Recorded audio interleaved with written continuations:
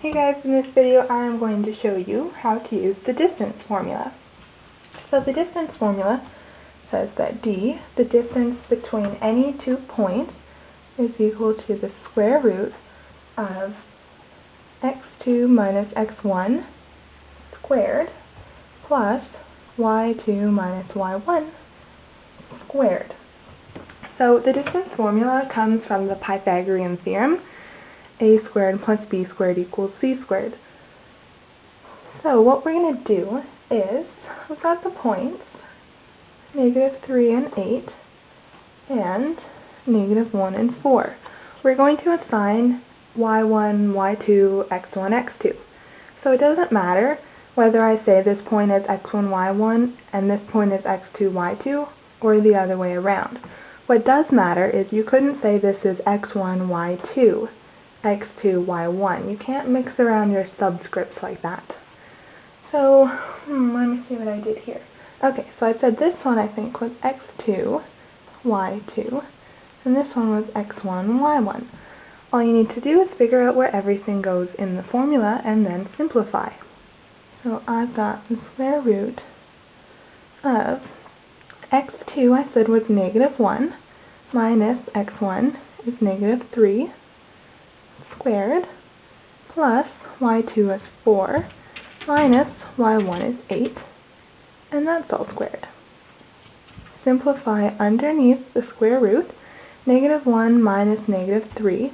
A negative minus a negative is the same as adding, so -1 plus 3 will be +2 squared plus 4 minus 8 is going to be -4 squared. 2 squared is 4, plus 4 squared is 16. 4 plus 16 is going to be 20.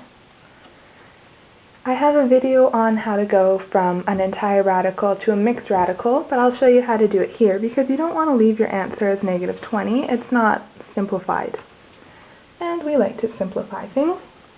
So we're going to say the square root of 20 is the same as, well, 20 is 5 times 4. 5 is a prime number, it's just 1 times 5, but 4 is not a prime number, it's 1 times 4 and 2 times 2. So we're going to break it down into prime numbers. And if you go 5 times 2, it's 10 times 2, you still get 20, it's the same thing. We need 2 of a kind under the square root sign to bring one of those out. So our 2 2's will come out as 1 2, the square root of 5. So that's our answer, 2 root 5. 2 times the square root of 5 is about equal to 4.5.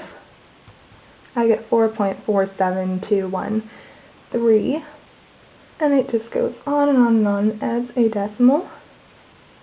So what we've really done here is, if we think about the points, we had -3, +8, a point over here, and we had -1, +4. So what we've done is we've looked at the difference between the x values, how far apart they are left and right, and the distance between the y values, how far apart they are up and down, and we've sneakily, without knowing it, used the Pythagorean theorem, a squared plus b squared equals c squared.